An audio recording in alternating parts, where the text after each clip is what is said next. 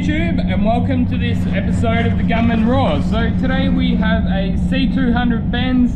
It is basically a respray, so everything except for the roof and the sill skirts we're painting. So we're doing all the handles, front rear bumpers down both sides, bonnet and boot lid, and all these parts as you can see there. So yeah, I've already done all of the edge masking obviously, and here we go with some plastic. So I just thought I'd do a bit of a video for you guys here. It's first thing on Monday morning, so forgive me if I'm not in the most talkative mood. But I do know lots of people do enjoy watching me doing the masking stage, so here we are. Hope you all had a good weekend. As I've mentioned previously, I'm living in Melbourne at the moment, and I went into the city on the weekend to do some Christmas shopping for the family members and that with my family, and I didn't even realize that there was a protest in there, but I found myself sort of like right in the middle of a protest against the Victorian government's new proposed law. I don't know all the details, but I think they're trying to bring in some new law that would just give them more powers in the case of say the next pandemic or something, which, yeah, I guess I'll stay out of the politics because it's too divisive, but I've got my own opinions. I don't know if I'm right or wrong. Here we go. I like doing that. Tie up a little bow at the end of the masking, sort of keeps it nice and tight, stops it from flapping around. Do that each end, and then we'll get on with the masking. You may have noticed I've actually got the GoPro on the my other GoPro on the tripod this morning too, so we'll be doing a narrated version on my main channel.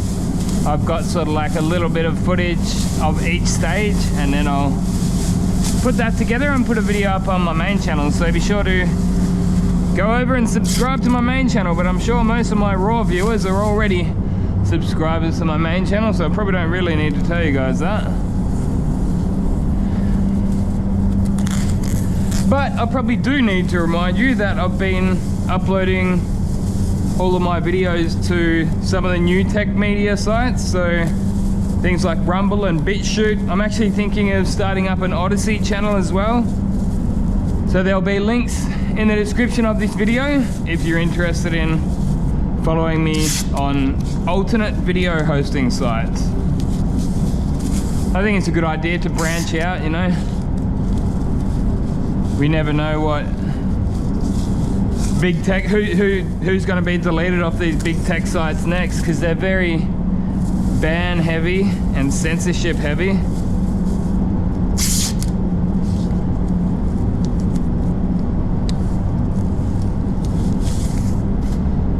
There we go. Pretty straightforward now. I reckon I've got most of the work on this thing done. Just a quick cutout of the plastic, and then you may notice that the job looks a little bit cleaner than some other times, because I took it out. So this is, as I said before, it's first thing on Monday morning, so last Friday I got all the prep work done nice and quick, and then just in enough time to take it out into the detailing bay and get the high pressure cleaner. So I got the high pressure cleaner and just opened all the doors up and got all the mud, and it was pretty messy inside there. And it's also good to get the dust out of the sanding scratches as well on the panel. So as I say, you might even notice even the prep work just looks nice and clean. It's something that I don't always do, but I found whenever I do it, it does make a difference to the cleanliness of the job.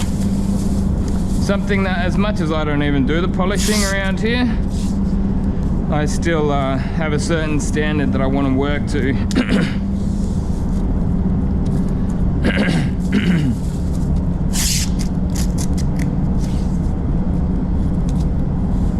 The last thing you want to do is just get into bad habits, and also you got to think about the next guy in line. No one else wants to be, you know, cleaning up after your crap. If you could have afforded getting some nibs in a job, well, you should.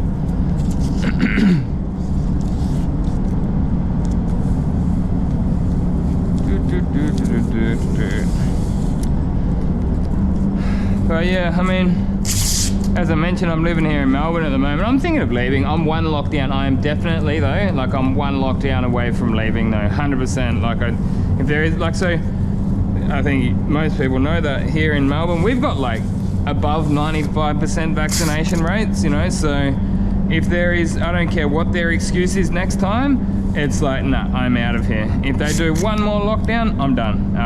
And I don't even know if I'm going to stay in Victoria, but as I have mentioned, I did mention it quickly in another video, but I actually have a daughter now, so on a personal level, I don't even mind the lockdowns, you know, because I save money, you know, like I'm actually pretty easy.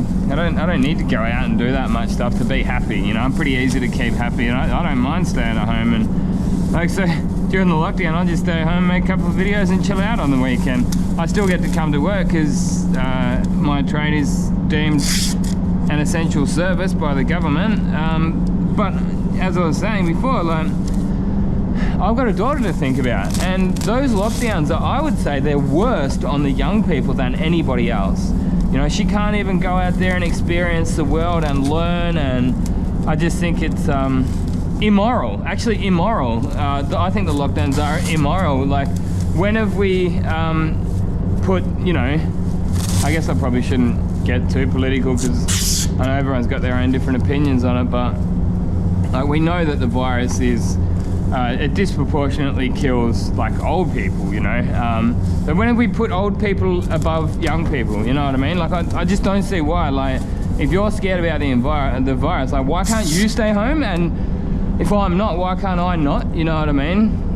That side of it's never really made sense to me. And if you want to stay home, then we can deliver everything to you. We can quarantine you, you know. But why do I have to? That's something that I never really understood about it. Like, the reaction, it's always seemed a bit strange to me. But maybe that's just me. Anyway, I better turn that off because I only have a certain amount of recording time on that thing. Because I mentioned I actually got the GoPro 10 on my head, so hopefully the video quality is awesome up there. But actually, I do notice sometimes I'm still getting this sort of flickering, and it's to do with those lights, those fluoro lights. I would like my boss to go and get the LED lights. That would be very good, but maybe not gonna happen.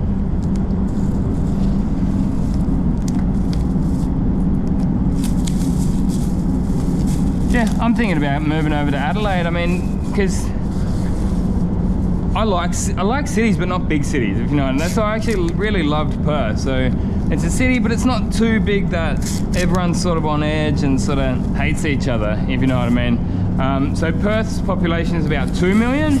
Last I checked, I think Melbourne was like 4.5. It's probably up to 5 million or more now. And I just think that when cities get too big, I think you lose that sense of community, and you know, I don't know, just people get a bit more rude and on edge, and even just little things like driving around, just people just impatient and just not polite to each other and stuff like that. So that's what, I don't know, I'm thinking move to Adelaide. I've got a friend over there, so I do actually know a couple of other people over there too. And on the other hand, it's not too far from Victoria that I couldn't come back over here and see my family if I wanted to. But yeah, I'm not sure I want to live like actually rural, if you know what I mean. Like, I still do like cities. Like, I like the convenience of cities and stuff like that, and I like a lot of what they have to offer. But yeah, just I think Melbourne's kind of nearly got a bit too big. It's, yeah, and it seems like people here are like and not everyone obviously, but it's like the kid at school who used to, like the teacher's pet that used to always dob on everybody for doing the wrong thing. It's like that's what Victorians are like, you know what I mean? They're just a little dibber-dobber, and it's like, man, if what I'm doing is not hurting you, leave me the hell alone, you know what I mean? And it just seems like everyone's in your business, and like this is a classic example. I was washing my car down the bottom. I live in an apartment building, right? You know, there's a down the basement, there's a basement where you park your cars down there. And I just washed my car in there, not hurting anybody. And obviously someone that I worked with has gone and bitched about it and dobbed me into the body corporate. It's like, dude, me washing my car down the bottom there was never going to hurt you. It was, and why couldn't you just come down and talk to me about it and we could come? No, but you have to go to the bloody body corporate or the strata company and complain about me. And it's just like, man, yeah, welcome back to Melbourne. Like, that was basically as soon as I got back to Melbourne. I would imagine that if that was in Perth, no one would really care, you know what I mean? It's just like, oh, you know, he's just washing his car. He's not hurting anybody, you know? But, yeah.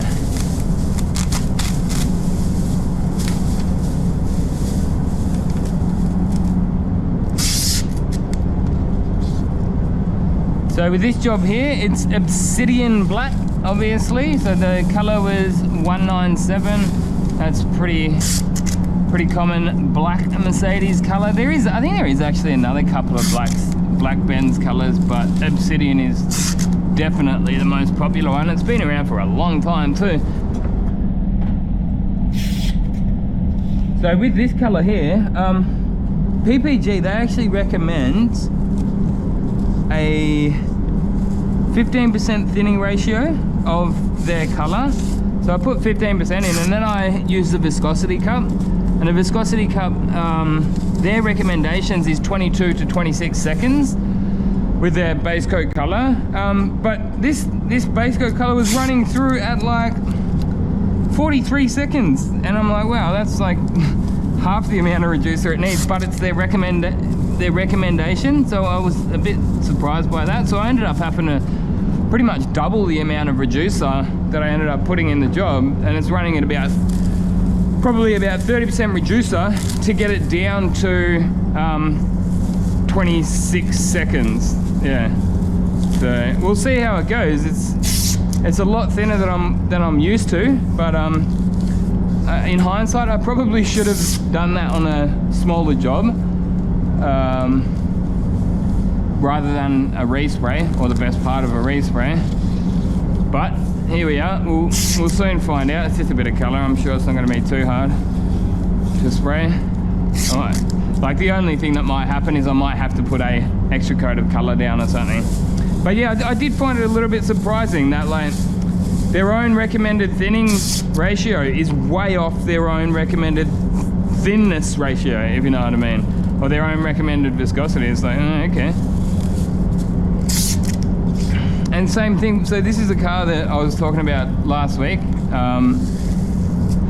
with the dark primer. So supposedly this is wet on wet, but I read the technical data sheet, and it said sandable mode, high build mode, if batch priming. Like, I swear, man, I had everything right, and then I called up the tech reps, and they're like, oh no, that's not meant to be used as a sanding primer. And I'm like, well, why do you call it sanding mode then? It's like very, very strange. And then their answer was, oh no, there's only one shade of sandable primer with PPG, what Enviro base. And I'm like, what, really? That's strange. Like, why would you, I mean, there's no use in, if you get the right shade of sandable primer, there's no need to put wet on wet down or put a ground coat down. Like, why would you put a ground coat down on a job like this?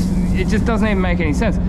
You would be better off just putting down a little bit extra color, you know what I mean? So let's just say that this was their light shade of primer, which is what they would recommend, by the way. So they would recommend priming this in a light primer, which to me would just seem silly. Like, why would you do that?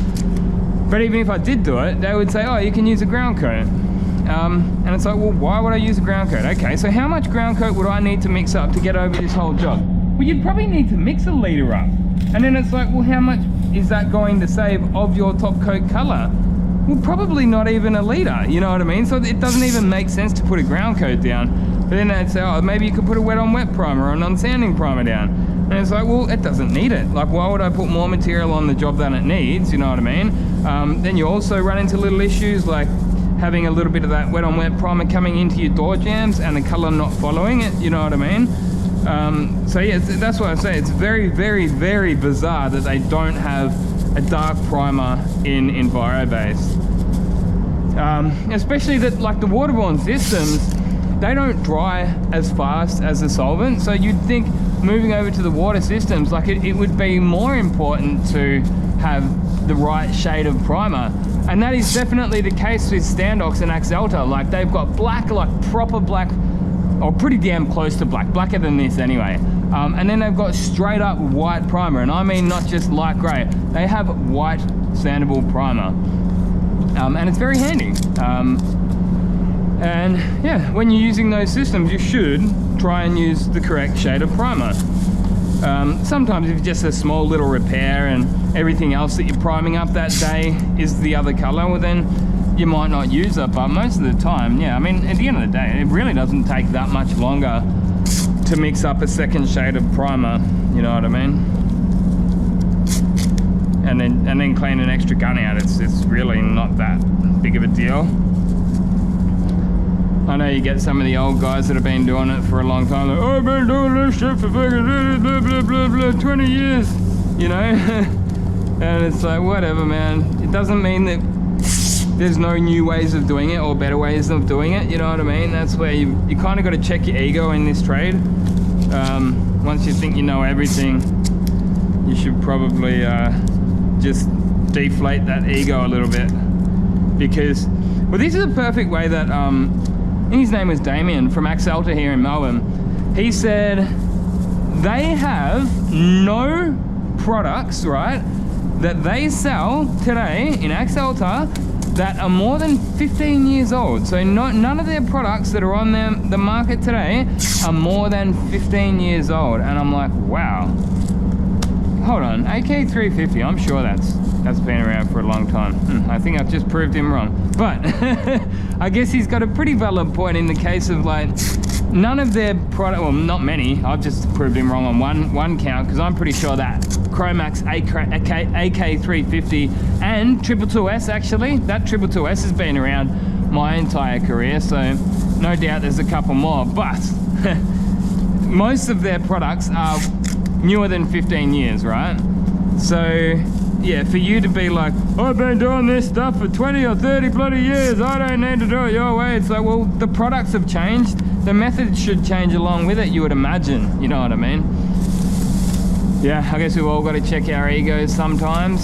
Sometimes we get a bit of a wake-up call and you realize that you were wrong. But I guess the bigger man will admit that they were wrong. You look like a bit of an idiot when you try and double down when you were actually wrong on something. I've done it before, trust me. I've done that. I've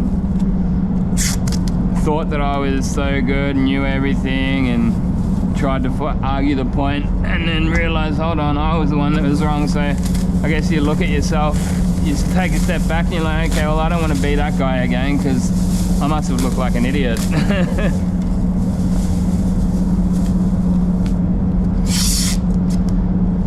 Alright, I guess we're probably going to call that a video soonish. My next step is going to be... Oh, come on, get up there, bastard.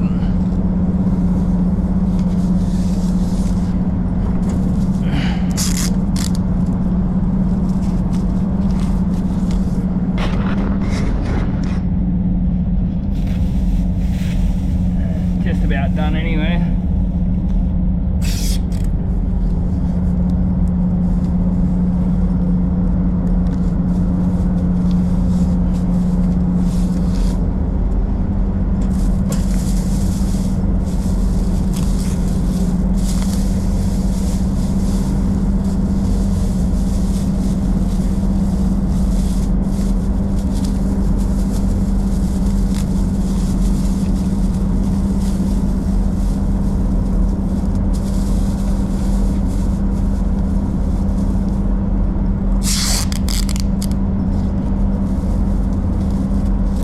Yeah, this video's probably already ran over my usual video length, so I'll just finish it by quickly saying I do have to put a little bit of 1K edge primer here and there. There's a little bit of bare steel there I missed.